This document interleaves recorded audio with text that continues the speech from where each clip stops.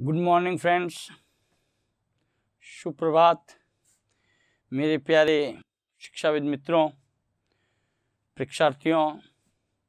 मैं आपका मित्र नरेश गोयल आज आपके सामने लेके आया हूँ कि जब अपन स्वरों का उच्चारण करते हैं तो वो जीवा के किस भाग से उच्चारित होते हैं। इसलिए मित्रों, इस टॉपिक का नाम है जिह्वा के आधार पर स्वर। ध्यान रखना मित्रों, मैं केवल स्वर की बात कर रहा हूं। जिह्वा के आधार पर स्वर बहुत ही सिंपल सा और बहुत ही अच्छा टॉपिक है ये।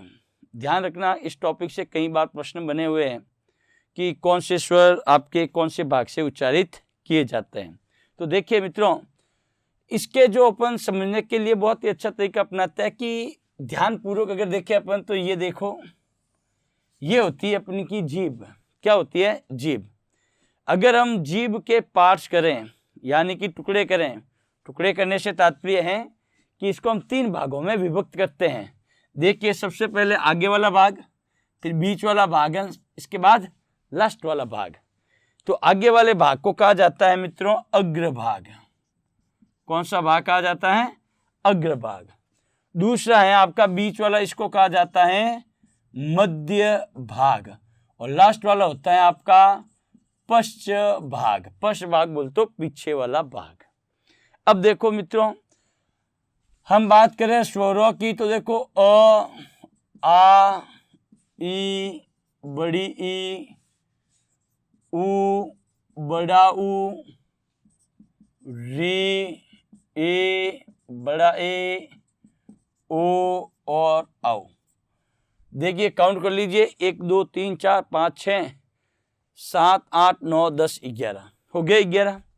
इन वर्णों का उच्चारण कैसे होता है? तो एक बात तो सबसे पहले करेंगे अपन, इस री को हटा देंगे यहाँ से, क्योंकि र के साथ जब ई का उच्चारण आता है तो भी इसका उच्चारण री होता है, इसलिए अपन इसको हटा देंगे। तो पीछे कितने बचे? 10।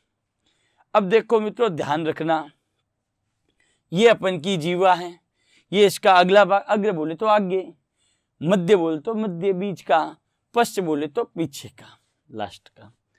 तो मित्रों, आप लोगों ने बारात देखी होगी। बारात के अंदर मुख्य रोल किसका होता है, यानी कि मुख्य भूमिका किसकी होती है?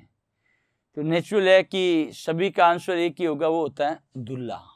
यानी कि दूल्हा होता है मुख्य। तो अपन के भी इन स्वरों के अंदर एक दूल्हा है, और वो दूल्हा कौन है?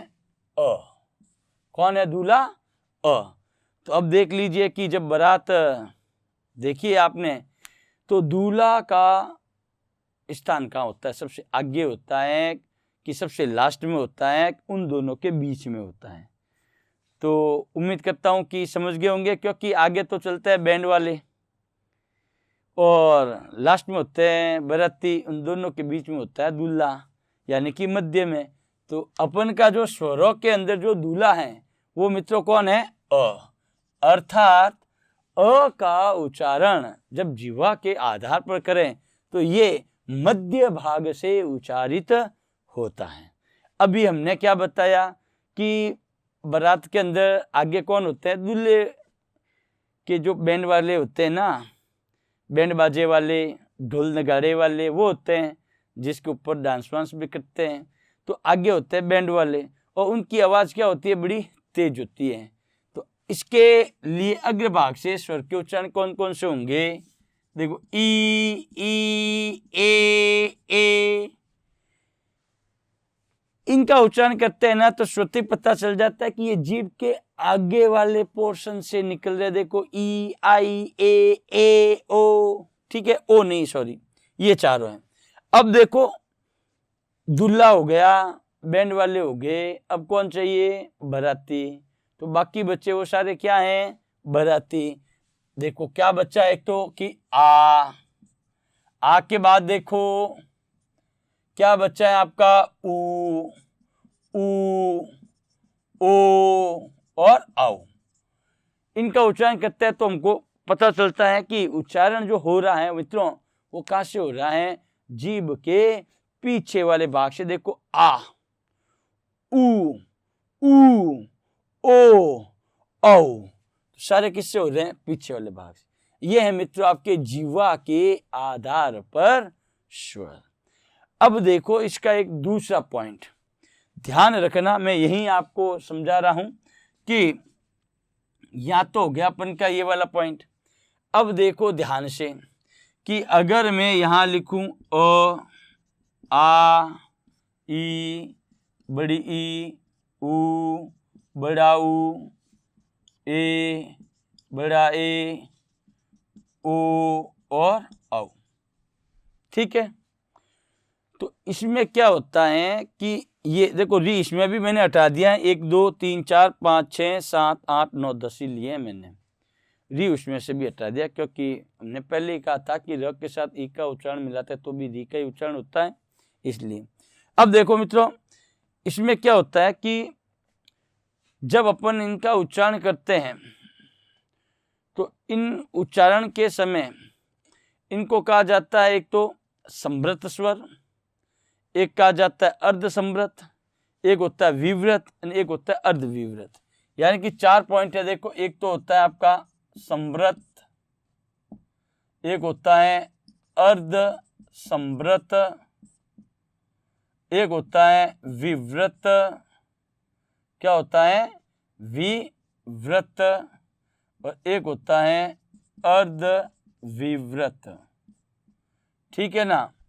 अब देखो यहां पर संवृत, अर्ध संवृत, विवृत, अर्ध विवृत, ठीक है। बहुत ही बढ़िया है इसको समझने का, केवल आपको इस ट्रिक को ध्यान रखना है और कुछ नहीं है, जीवन में नहीं भूलोगे मित्रों मेरे। तो देखो हमने इससे पहले बताया था कि अ क्या बना था, दूल्हा बना था, तो दूल्हा बना है तो आ क्या होगी, उसकी दुल्हन होगी। तो अभी तो क्या करते हैं, इन दोनों को छोड़ देते हैं अपन, क्या करते हैं, छोड़ देते हैं। अब चलते हैं आगे, तो देखो ई उ, ये क्या कहलाएंगे, आपके संवृत स्वर कहलाएंगे। कौन से कहलाएंगे, संवृत। ध्यान रखना अ आ को छोड़ा, ई बड़ी ई, उ बड़ा ऊ, तो यहां अपन संवृत में क्या लिख देंगे, ई, बड़ी ई, उ और बड़ा ऊ। उसके बाद में देखो मित्रों संवृत के बाद में आपके पास बचते हैं ए, बड़ा ए, ओ और औ। इसमें आपको देखो इस प्रकार से करना है, नंबर 1, ये नंबर 2, ये नंबर 3 और ये नंबर 4 कर लिया। संवृत के बाद में देखो ये तो होगा अर्ध संवृत, नीचे आएगा अर्ध विवृत, फिर अर्ध संवृत, फिर अर्ध विवृत। यानी कि संवृत के बाद में एक बार अर्ध संवृत, एक बार अर्ध विवृत, फिर अर्ध संवृत, फिर अर्ध विवृत। यानी कि ये गाड़ी अपन को तब तक चलानी है जब तक अपन के ये खत्म ना हो जाए, क्योंकि 4 ही हैं। तो नेचुरल बात है संवृत के ठीक बाद अर्ध संवृत, फिर अर्ध विवृत, फिर अर्ध संवृत, फिर अर्ध विवृत। तो अर्ध संवृत की हमने बात की है, तो देखो ए और ओ, तो ये समझ लीजिए कि ए और ओ बोले तो अर्ध संवृत में गुण संधि का नियम लागू होता है। गुण संधि के अंतर्गत ध्यान रखना ए और ओ की मात्रा आती है तो वो गुण संधि होती है, तो वो क्या कहलाएगी, अर्ध संवृत। अब देखो अपने पास क्या है, अर्ध विवृत में बड़ा ए और औ, यानी कि मात्रा बढ़ी, यानी कि वृद्धि। तो ध्यान रखना कि हम यहाँ पर इसको वृद्धि वाले पॉइंट को लेते हैं, बड़ा ए और औ। अब बचा क्या अपन का अ और आ। जब मित्रों अपन इसका उच्चारण करते तो देखो ध्यान से आ, ये जो मुख है वो विशेष रूप से खुला है, वी देखो वी क्या उपसर्ग है, क्या एक उपसर्ग है जिसका अर्थ होता है विशेष।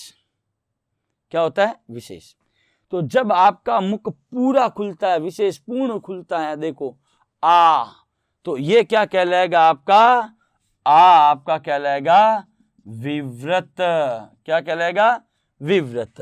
तो आ को हम ले लेंगे यहां पर विवृत में, और जैसे संवृत के ठीक बाद अर्ध संवृत था, उसी प्रकार विवृत से पहले क्या हो जाएगा, अर्ध विवृत। तो अर्ध विवृत में अपन और क्या लेंगे, अ। क्या लेंगे, अ। अब देखो अपन के सामने ये टेबल भी बन गई है और ये पॉइंट भी बन गए हैं। पुनः बता रहा हूं कि जब अपन मुख से अपन उच्चारित करते हैं स्वरों का तो कुछ आकृति बनती है, वृत्त बनता है, गोला बनता है, जिसको कहते हैं, तो इसको कहते हैं संवृत, अर्ध संवृत, विवृत और अर्ध विवृत। ध्यान रखना मित्रों कि अ आ छोड़ा इसको, ई बड़ी ई, उ और उ, इन चारों को किस में लिया, संवृत में। फिर एक बार अर्ध संवृत, अर्ध विवृत, अर्ध संवृत, अर्ध विवृत, यानी कि गुण संधि वाला पॉइंट कौन सा है, वो तो होगा अर्ध संवृत, और वृद्धि वाला क्या हो जाएगा, अर्ध विवृत। तो गुण में क्या होता है, ए और ओ, अर्ध संवृत हो गया। वृद्धि में क्या होता है, बड़ा ए और आउ, तो वो क्या हो गया आपका कि अर्ध विवृत। और विवृत में क्या आता है आपका आ, उच्चारण करता है, देखो आ, मुंह पूरा खुलता है, विशेष रूप से खुलता है, इसलिए ये क्या हो जाएगा, आ।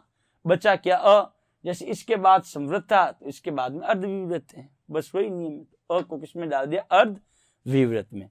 यहाँ आपका मित्रों ये जीवा के आधार पर और मुख के आकृति के आधार पर स्वरों का टॉपिक हो जाता है समाप्त। तो हम यहाँ पर इस टॉपिक को समाप्त करते हैं। उम्मीद करता हूँ मित्रों कि आपको पसंद आया है, और पसंद आया है मित्रों तो इसको लाइक कीजिए, सब्सक्राइब कीजिए और अपने मित्रों को भी भेजिए। देखिए कि आज का जो समय है वो समय पूरा का पूरा डिजिटल हो गया, पहली बात तो ये है, और हम भी चाहते हैं कि हमारे द्वारा जो ज्ञान आपको प्राप्त हो रहा है वो आपके अच्छा साबित हो। तो पुनः आप सभी को धन्यवाद।